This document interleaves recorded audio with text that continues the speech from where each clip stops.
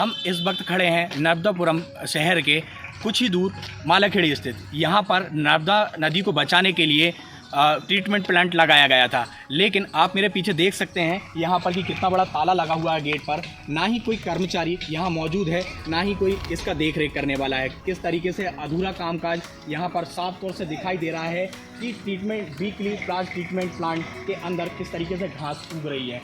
यह plant ward number 10 Bandra road Malakhedi स्थित बना हुआ है। इसकी क्षमता 0.09 MLD मतलब 90 KLD में बना हुआ है। इसके बाद भी यहाँ पर नगर पालिका इस ओर बिल्कुल भी ध्यान नहीं दे रही है। साथ ही बता दें कि कुछ समय पहले NGT द्वारा नगर पालिका को 4.76 करोड़ रुपए का जुर्माना भी लगाया गया था, क्योंकि नर्मदा नदी में दूषित पानी या गंदगी मिलने से नगर पालिका रोकने के लिए कोई भी ठोस कदम नहीं उठा रही थी। पतित पावन जीवन दायिनी मां नर्मदा के तट पर बसे नर्मदापुरम शहर के साथ ही आसपास के कई गंदे नाले मां नर्मदा के आंचल को दूषित करने में लगे हुए हैं। ना तो यहाँ लोग जागरूक है और ना ही प्रशासन इस ओर ध्यान दे रहा है। नगर पालिका की बात की जाए तो नर्मदापुरम की नगर पालिका कोई भी जवाब देने को तैयार नहीं है। कुछ समय पहले ही NGT के द्वारा नगर पालिका नर्मदापुरम पर 4.76 करोड़ रुपए का जुर्माना लगाया गया था।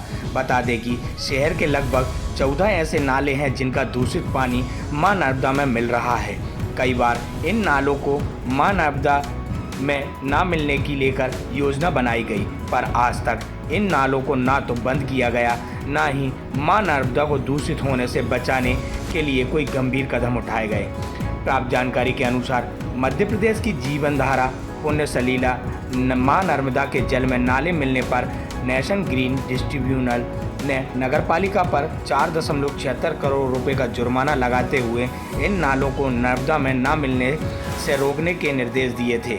नगरपालिका ने जुर्माना राशि भी जमा नहीं की और इन नालों को नर्मदा में मिलने से रोकने की दिशा में भी कोई ठोस इंतजाम भी नहीं किए।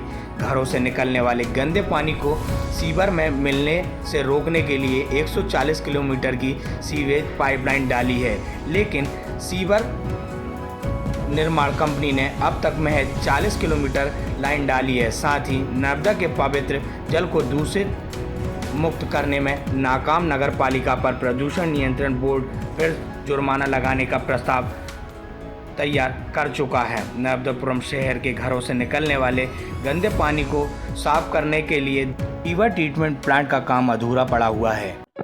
नर्मदापुरम में सीवेज ट्रीटमेंट प्लांट का काम मई 2023 से चल रहा है।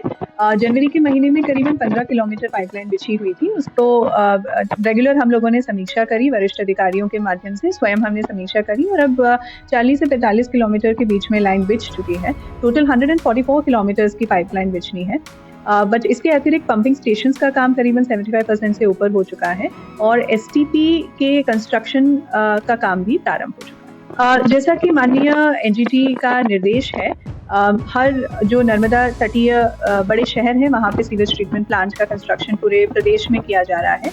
उसी के अनुक्रम में हमारे डिस्ट्रिक्ट में भी ये काम हो रहा है और ये पूरी पाइपलाइन बिछनी और सीवेज ट्रीटमेंट प्लांट प्रारंभ होने के बाद नदी के प्रदूषण की समस्या में काफ़ी सुधार होगा। हम इस वक्त खड़े हैं नर्मदापुरम शहर के सेठानी घाट के पास कोरी घाट के बगल में। यहाँ आप देख सकते हैं कि नर्मदा नदी को प्रदूषण से बचाने के लिए नगर पालिका किसी भी प्रकार से सख्त कदम नहीं उठा रही है। NGT के जुर्माने लगाने के बाद भी यहाँ पर आप देख सकते हैं कि किस प्रकार गंदा पूरे शहर का पानी जो है वो नर्मदा नदी में मिल रहा है। यहाँ मां नर्मदा को प्रदूषण से बचाने के लिए तो कोई काम नहीं हो रहा है, साथ ही ये जल इस समय इस प्रकार से हो चुका है कि इसका आचमन भी नहीं किया जा सकता है।